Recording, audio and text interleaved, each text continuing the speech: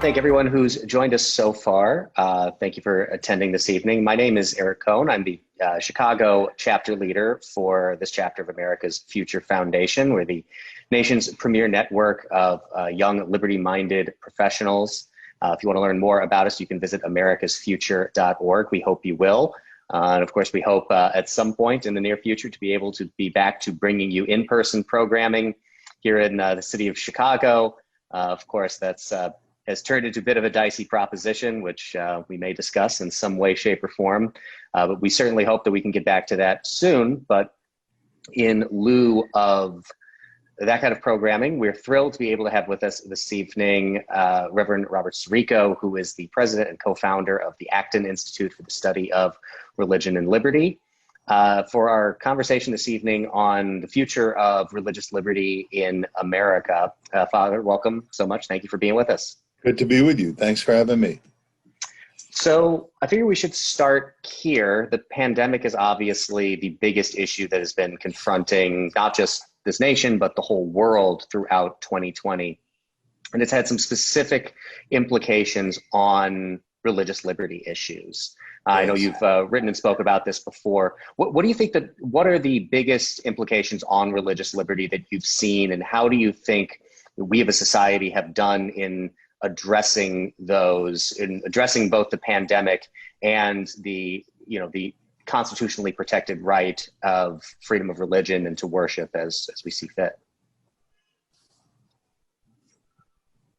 Sure. Well, this pandemic, of course, well, let me not say the pandemic, because that's a medical thing. That's has to do with contagion and all the rest of it. It's not so much the pandemic as the response to it and the presumption on the part of central planners that they have to be the main operators in all of it. And what is breathtaking to me as I look at the thing globally is how everything has fallen into place that was already extant in a kind of nascent form. That is, the presumption of the World Health Organization, the medical and research organizations, and then the medical organizations themselves, that is the people who are on the front lines, as well as all of the production of the medicines and the various sanitizing instruments and things like that, how all of this has congealed into a virtual government monopoly. And it's very intriguing to me that early on they had to begin releasing this because they knew they couldn't do it. Just governments couldn't do it. They had to reduce regulations to allow people to produce sanitizers who hadn't produced sanitizing before. So we have a number of distilleries that have been producing it, the face masks and things like this. But the real threat has come from this centralized approach. And those of us familiar with economics know that when you centralize something, you dumb it down. It's just those experts who have a say in the matter, rather than tapping into the intelligence of society as a whole. So having said that, it's almost inevitable that religion or religious institutions would have to respond to this, because everything else has had to respond to it, whether it's restaurants or clothing manufacturers or mailing operations or taxis, or everything has had to respond to it. So religion is part of that as institutions, and with particular features such as gathering together in groups and singing and things along those lines. So I think the two areas that immediately come to me as a priest, and this is now in my own personal practical life, has been, of course, the mass attendance and confession and the administration of the sacraments. Now, I ask all my non-Catholic friends to just translate this into an ecumenical understanding, because it's not doctrinal. We do things in a particular way as Catholics. that get us in trouble with the pandemic fascists because we're sacramental. You know, I mean, it's giving. They wanted to ban the giving of food in church. Well, who was that directed at? You know, I mean, that the bread and wine and that kind of thing. And then the proximity of confession. You have to have a kind of private area where you can hear the person's confession without anybody else hearing it. So the whole administration of the sacraments, worship, mass, public gatherings, singing, all of that kind of thing. The other part of it, and I think this is less visible to a lot of people, yet nonetheless of great concern to ministers of the gospel, and that was the ban on clergy visiting people in extremis, that is, at their time of death. In Grand Rapids, we had an incident right early on into this. The large hospital system here said that they wouldn't allow even priests to come to administer the last sacrament, which is done traditionally when a person is on the verge of death. And I undertook to just kind of write a letter and start a little campaign, and within a day that was reversed, because my argument was twofold. One is, there are people in and out of those hospital rooms every day, whether they're doctors or nurses or people who clean the room or people who bring the food to the room. There are people in and out of there every day. The few moments of a priest at a person's deathbed can bring great solace to that person, that we mustn't just see people as patients, but as persons, which involve more than just their medical reality. And I think it'd be done in a way that is, you know, protective. I was very involved in pastoral work in the 1980s at the National Institutes of Health in Bethesda. In fact, I worked with Dr. Fauci's wife. I knew Dr. Fauci at the time when the AIDS epidemic had begun. In fact, it wasn't even, they were still developing what came to be known as AZT, which is now the main treatment for people with AIDS. So, you know, I'm familiar with the protocols necessary in medical institutions, and for them to just ban, and I understand that in some places that is still the case, that clergy can't go even at the point of death. So those two areas became the real hot button issues for me and for a lot of other religious leaders. I am not advocating, I want to be very clear, some kind of notion that we should ignore the protocols or be unconcerned about the contagion. I know people have different takes on the mask and whether this is all a big conspiracy or not. You know, I'm a pastor and I want to make sure that my people are safe. I am not an epidemiologist. I'm not a doctor, so I'm not going to pronounce on that. I don't have the competency to do that. But I do believe in common sense and in seeing people as more than just patients or much less objects of government largesse. What do you think it says about the state of our culture and American society right now that people were so, at least in holding positions of governmental power, were so eager and so willing to declare religious service like this to be on the non-essential side of the ledger? That, you know, we can get into the economic fallacy of the pretense of knowledge and declaring that anybody in a state position can know what is essential and what is non-essential. But if they're going to make decisions on that, whether or not we like that they do, what do you think it says about the state of religious liberty and just about our culture in general, that they were so willing to make those limitations on what is, you know, one of our fundamentally protected constitutional rights? Right. Well, I think it's reflective of a whole attitude that we've been seeing over the last 20 years or so. And by the way, this this just didn't affect the political sector or the general culture.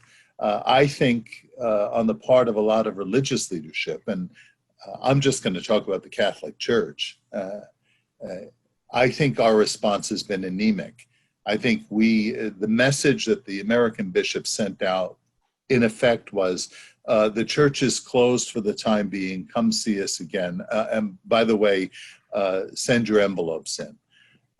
And that, you know, and I felt that as a pastor because I wanted to do things that were innovative and safe. And every time you tried to do it, you met obstacles.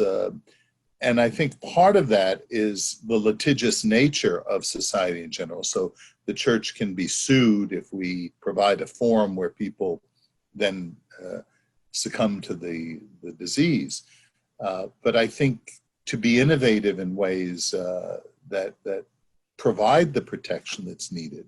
So I think it is representative of an increased secularization in society, and in some very important sectors, the media and, you know, the kind of conoscenti in the East Coast, the what do they call it? The opinion class, or the, I forgot the phrase that somebody came up with a while back, that they are now not just non-religious, but hostile to religion.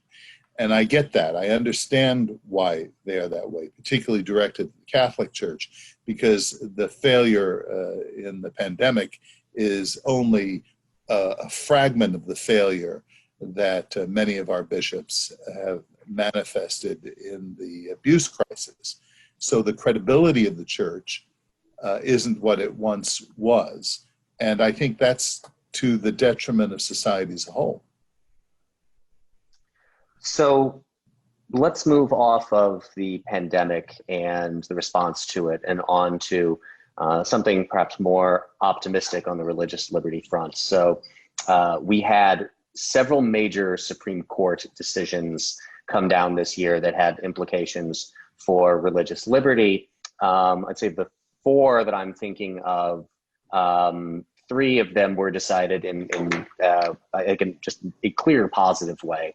Yes. The Espinoza case in particular is a really major victory for religious liberty rights. Could you share what your thoughts were on the Supreme Court term and how the courts handle these religious liberty cases, and what you think it means going forward?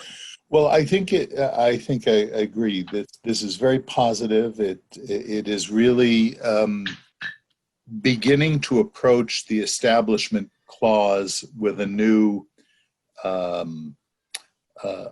understanding, the Establishment Clause were two things, you know. And in the middle of it is where the doubt arose that over the last how long? The last 50 years or so, has been able to switch the meaning of the Establishment Clause to mean that religion is at best a necessary evil, rather than seen as a critical component of society as a whole. And so the recognition of the importance of religion does not imply that the religion should be amalgamated with the state. So I think this clarification that's come out of the court in a number of these decisions, the potential now with the Blaine Amendment being,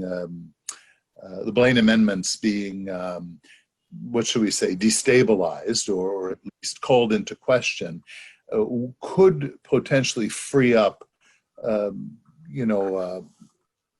a large number of institutions around the country, namely schools, and empower. For anyone not familiar with Blaine Amendments, could you explain briefly what Blaine Amendments are?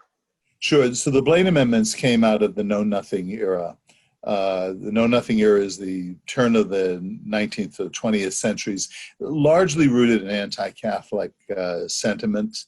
Also a lot of anti-immigrant sentiments at the time, because the Catholics were immigrants at the time. And basically what they did was prevent any kind of public support for religious schools. And of course, the religious schools at that time were Catholic schools. So it was really directed at Catholic schools. And that meant, and then subsequent interpretations. Let me just back up a moment. The Blaine Amendment was supposed to be an amendment to the Constitution, and then was failed there. It didn't pass the Congress. And then 37 states, I believe, established. I think Illinois, I'm quite sure Illinois is one of the states. Certainly Michigan is one of the big states. That's one of the most severe Blaine amendments in the Constitution, in the Michigan Constitution. And basically, this is what has prevented any kind of help to parents who choose not to send their children to religious schools, not to public schools. So that means no books, no transportation, no credits or vouchers to go to any of these other schools. And now what the series of rulings have touched on is that these basically have been destabilized. They'll be overturned, may not even need to be overturned, that this decision may have done that. And this opens up a whole new field for support for families who choose alternate forms of education, not just in terms of religious schools, but also homeschoolers, for example. And what I like particularly about it is that it doesn't necessarily mean a direct government support to a Catholic school, but a subsidy or a tax credit to families and perhaps even businesses who support sending kids to these schools. So this is a very positive an expansion of liberty in this country. So that was the Espinoza v. Montana case. I want to walk through the other two major ones. So we have Little Sisters of the Poor v. Pennsylvania, which is now the third time that the Little Sisters of the Poor have been before the Supreme Court. And that's why they're poor. Money. Actually, they have a great support from the Beckett Fund and other places, but I'm just joking. Yeah. Yes, of course. It is the third time now that they've been before the court, Yes. And given the way that Won it was each resolved, they've won every time, and it looks like it is not out of the realm of possibility that they'll be back there within another 2 years or so.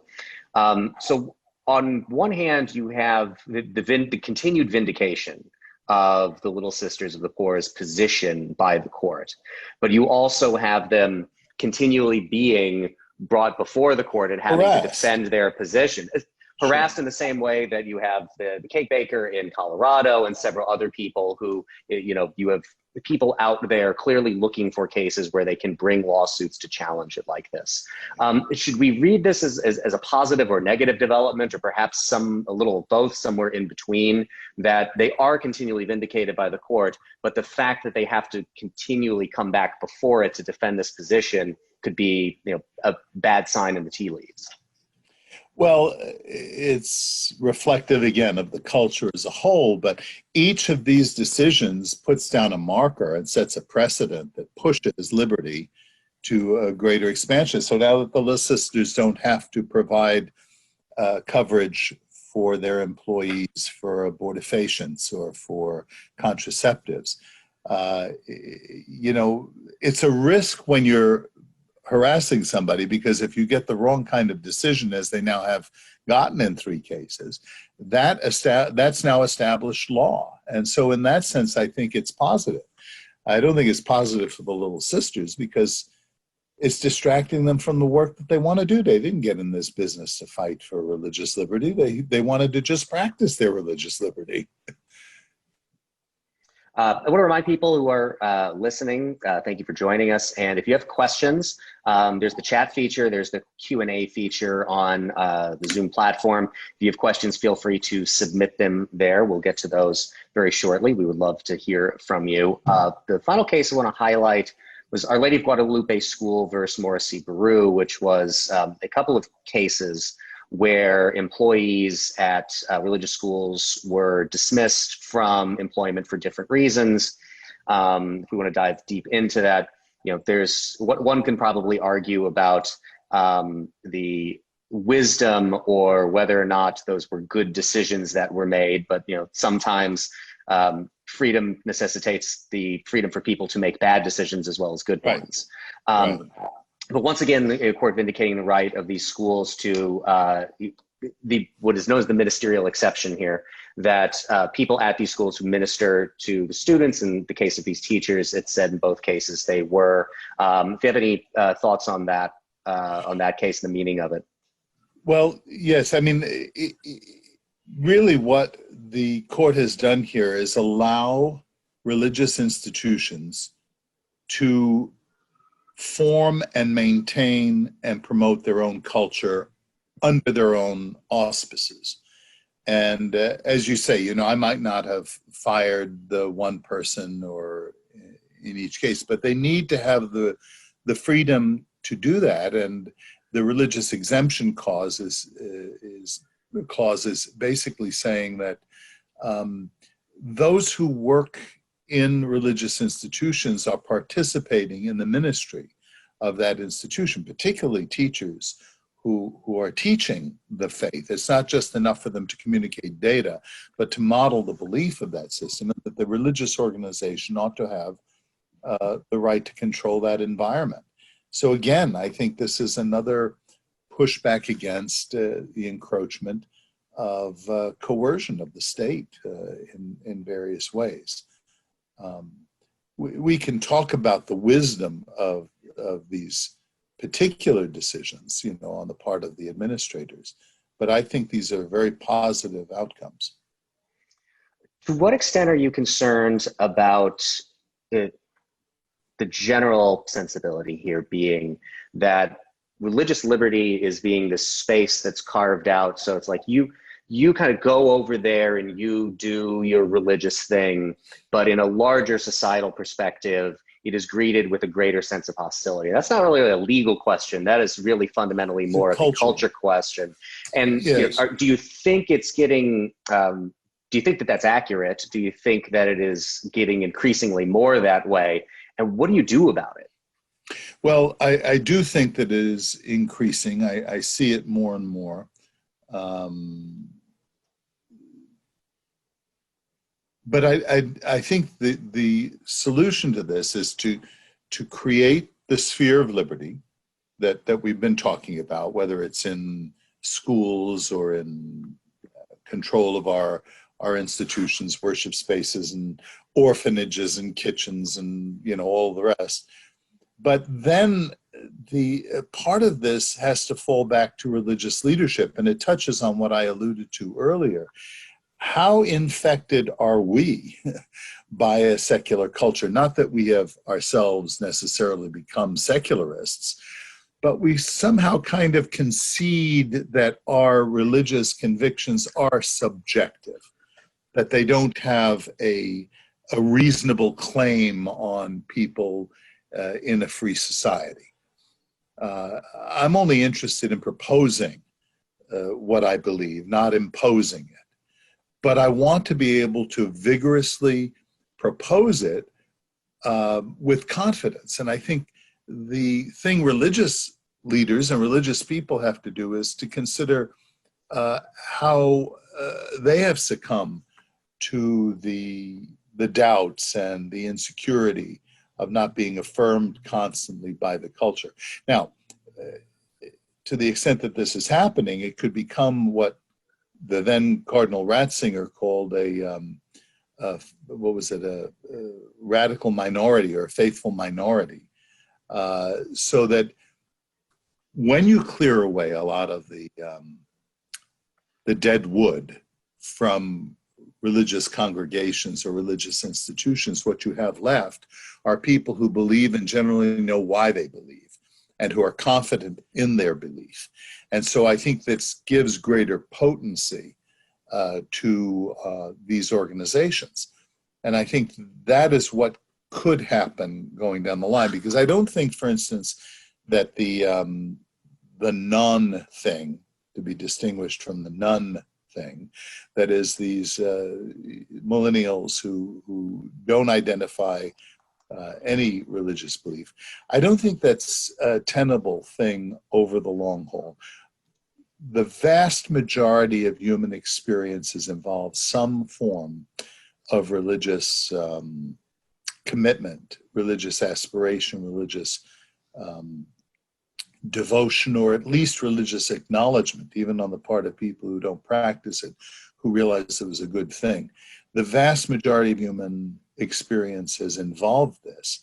And I don't buy for a moment the argument that because we're in a modern scientific age, that we can now dismiss this, for the simple reason that what gave us science, what gave us the scientific method, was the whole presupposition that the universe is rational, that it makes sense. And that comes from a belief in a creator. And so the scientific method and the great hospitals and advance in research and for that matter, archaeology and mathematics, all have very heavy religious involvement in it. So I don't think that the fact that we live in a modern society that's very scientifically oriented necessarily diminishes religious commitment.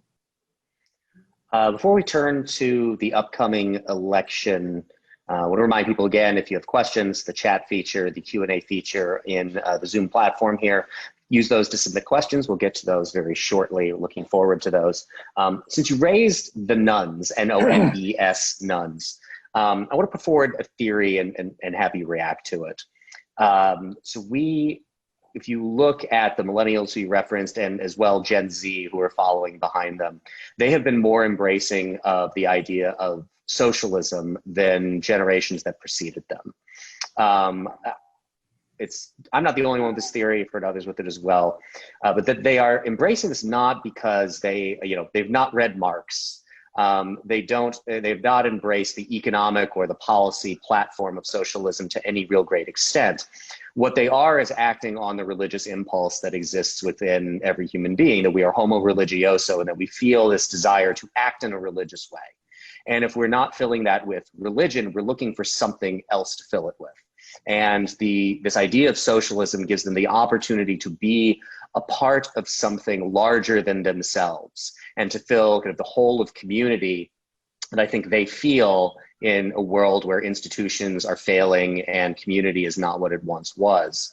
Do you think that's a reasonable theory? And do you think that it has the seeds of its own destruction sown in it, in a sense that you're never going to, in my opinion, you're never going to find the kind of fulfillment that you need from an idolatry of the state, or from a embrace of politics in this kind of religious way, that only darkness is down that path?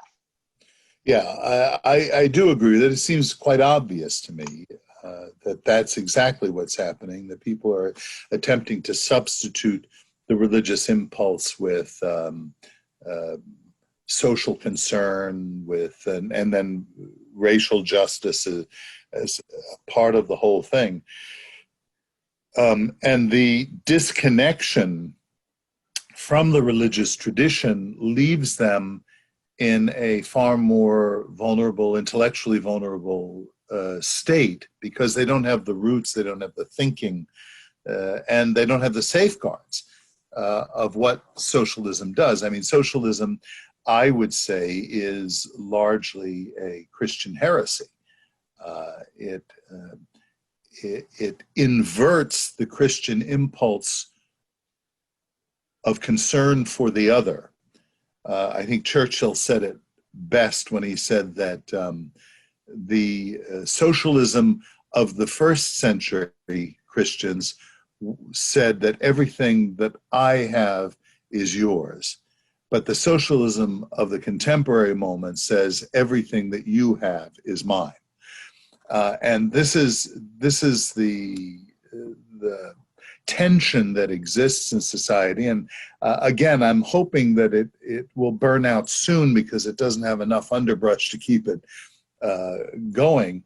And again, I want to bring it back to my responsibility as a Christian, and our responsibility for those of us who are believers, to admit that we have not handled things very well. I mean, there is a smug religious attitude toward people that excludes, that judges, that pains people, that in their very moment of vulnerability tramples on them. I think that is very much the case of what people see as hypocrisy and they find appalling. And we have to concede that when we enjoyed the seat of authority in society, we didn't do that. We didn't handle it gently and lovingly and humbly the way Jesus does when he is presented with this woman caught in the very act of adultery. He defends her. He protects her dignity. He does not compromise the message that he needs to give to her, namely, go and sin no more. But his whole disposition was a disposition of love and support for this woman who was precisely in sin. Instead, we've become smug about it. And I think that is what we have to repent of ourselves in order to represent the gospel in an authentic way and in a compelling way to the contemporary moment. You mentioned issues of and campaigns that are ongoing now for issues of social and racial justice, and just not that far away from me right now in Kenosha, Wisconsin, is another city that is tearing itself apart over a truly horrifying video of a police shooting. And we see the movements that have arisen in response to this that do, to me, act in very religious ways, and recitations of original sin in creeds of what they believe. But that it is a movement that essentially, if we want to go back to calling this in another form of what I said about socialism or religion, one that we live in a cultural moment without forgiveness, but with perpetual atonement. I mean, how do you think we should speak to incidents like have happened in Minneapolis with George Floyd and in Kenosha, Wisconsin right now, and in response to the clear anger that exists out there that is manifesting itself in protests that are purposeful and peaceful, and then also elements of that are violent and destructive? Well, I think if I'm called upon to address those issues, the first thing I want to do is to affirm the reality of racism, to affirm the reality that the experience of Black people, I'll just speak from an American perspective because each of the cultural realities are somewhat different. But in the United States, this is not the first time that this kind of police action against Black men in particular, but also now we see Black women, has happened. And I want to stop and linger on that. I want to ponder that reality, because if we're going to then go on to speak about freedom and the protection of property and the respect for property and everything else that is usually the response to these things, we have to stop and consider the fact that Black lives do in fact matter. And we don't have to equivocate about that. What we have to do is ask some of the proponents of this is, why do Black lives matter? And the only justification, I think, objective justification for asserting the rights of Blacks is the Constitution, what the Constitution talks about the inherent dignity that resides in each human being because of their humanity. And that when that is aggressed against by coercive power, especially when it's animated by bigotry, racial bigotry or religious bigotry, and that to understand that this personal set of rights, which the Declaration tells us about, the right to life, liberty, and the pursuit of happiness, proceeds from human nature, and that human nature is not exclusive to one group of people. It applies to all people across the board at all times and in all places.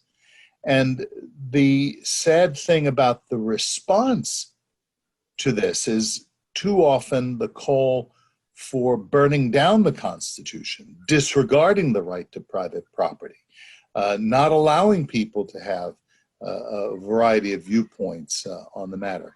It seems to me that this is contradictory at the root, and that the safest space for people who feel that there have been injustices done, which I agree there have been, is in the Constitution, is in this natural law understanding of human dignity and human rights, not the rejection of it, because then we're off to the races. Then you have the pogroms of Nazi Germany, or the gulags of the Soviet Union, or whatever is going on in North Korea at the moment, directed, interestingly enough, very often at minorities. I mean, the tenor of some of these encounters against people sounds very much like what happened during the Cultural Revolution in China. The gang mentality, ganging up on people, humiliating people, demanding their, repudiation of their lives or their heritage, that kind of thing. Mm-hmm. Before we turn to Q&A, I want to turn our attention real quick to there is an election that is coming up in 69 days from now. We're, in a way, counter-programming the Republican National Convention, and either my son is somewhere unhappy about something and screaming, or Kimberly Guilfoyle is still yelling at the pulpit. But I want to know what you think of the any thoughts you have on the upcoming election and its implication on religious liberty issues, particularly. Well, I think this is honestly a bloody mess. The whole thing is a mess, and it has been a mess for long before Trump was president. There is just an increased polarization in our society. I'll be very frank. I'm not a political person. I'm not a member of a political party. I'm very interested in political philosophy. I'm very interested in economics and human liberty and the Constitution, all the rest of it. But I am not enamored of either political party. I understand, the need to vote and all the rest of it. But I think the Democrats have become the party of hostility toward religion, even if they put up people who have a pretense of religious beliefs. How Vice President Biden can speak of his love for nuns and then be supportive of the attack on Little Sisters of the Poor boggles my mind. So I think were the Democrats to win, I think this is going to be a very threatening time, only that the courts seem to be fairly stable. It takes quite a while to kind of turn that around. But on the other side, I am nervous about a party that is largely repudiated, if I were to speak about it as a party, but a movement that is marginalizing or repudiating its philosophical roots. What is this about? Is it just about wrenching power from the hands of the Democrats so as to exercise it in ways that political leadership says? Or is it about reducing the whole central assumption that politicians have to be the main leaders in society? I don't want to define myself by a political, the whole of myself, by a political party. I think that's too small. I think political parties are great when they're a piece of the society as a whole. What we have now is an entire nation split on one side or the other, and very hostile toward each other when there's a dissent on a political level. So we are in a moment of crisis, and I think the solution is to return to an understanding of the philosophy of the founding of the country. I want to go to a question here from Justin, who, harkening back to your thoughts on how the church has conducted itself in recent years. who asks, Christ, while cleansing the temple in Jerusalem, said, "It is written, my house shall be called the house of prayer, but you have made it a den of thieves." In your opinion, how and when will the church today be cleansed?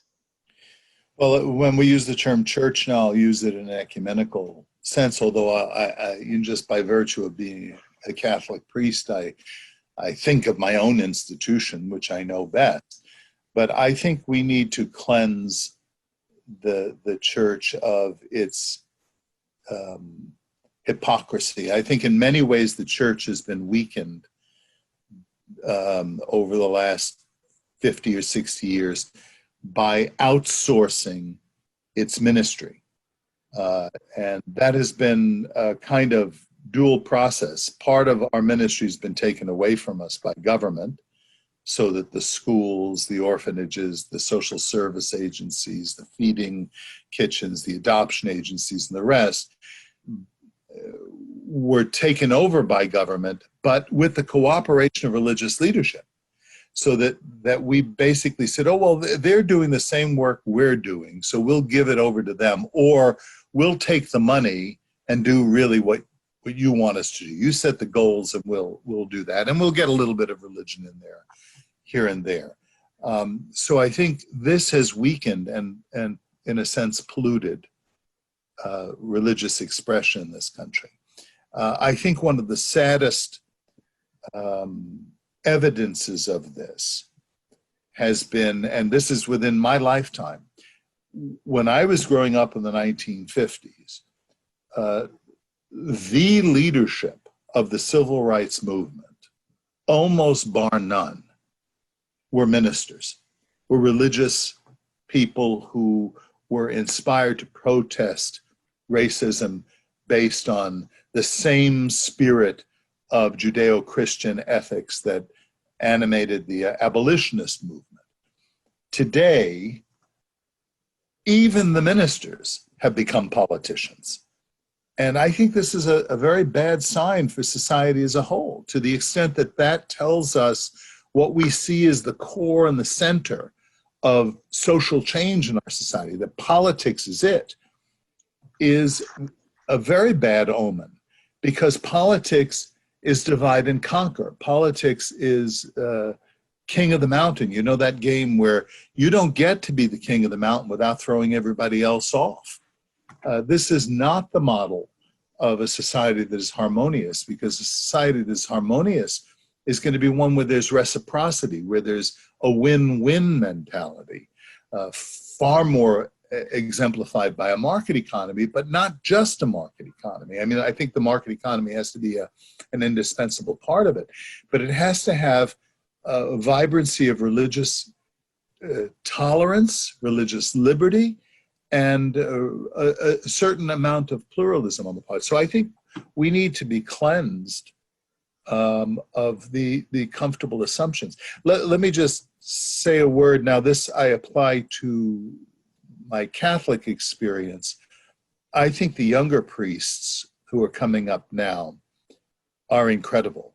And I think they augur well for the future of the Catholic Church. It's the old guys like me who have to pass from the scene to let them get into positions, hierarchical positions. And they seem to me to be much more interested in the intellectual life, less animated by kind of progressive politics and politics in general. So that would be my rumination on that. Well, let's close with this. So we've, as is kind of our want in the year 2020, I think we have spent a good time dwelling on a lot of the negativity out there and a lot of the negative aspects. What, with, again, with an eye towards our question here tonight about the future of religious liberty, what are you most optimistic about as we move forward as a troubled society? What are you most optimistic about as we look towards the future? Well, I remember my friend Richard Newhouse, Father Richard John Newhouse, once saying when he was asked about optimism, he said, as a Christian, I don't believe in optimism because that only has to do with what you can see, optics. it's a view that is a positive view. He said he believed in hope. And I believe in hope. I think that the message that I am a bearer of contains, when it's understood, when it's heard, when it's proclaimed well, and when it's seen for what it really is, provides a real sense of hope for society. Because, first of all, even in this kind of darkness of the pandemic, the bewilderment, the depression, the loneliness of the pandemic, there are deep spiritual resources that people can draw upon to re-envision their future and to animate themselves, to be energized to go forward, even in the midst of sadness, so that we understand joy in this sense not to be just the kind of giddiness of a cocktail party, but a deep, fundamental, faith-filled understanding of the purpose of human life. And so that is what I am optimistic about, if you will. I'm hopeful about. And I see this in a lot of young people today in my own parish, in my own school here. Reverend Robert Sirico, thank you so much for joining us this evening. President and co-founder of the Acton Institute, acton.org. You can follow Reverend Sirico on Twitter at Robert Sirico. For more information on America's Future Foundation, if you're just getting to know us, you can visit americasfuture.org, or feel free to shoot me an email, eric@americasfuture.org. I'd love to talk to you more about it. Thank you again so much for joining us this evening, and everybody have a wonderful rest of your day and rest of your week.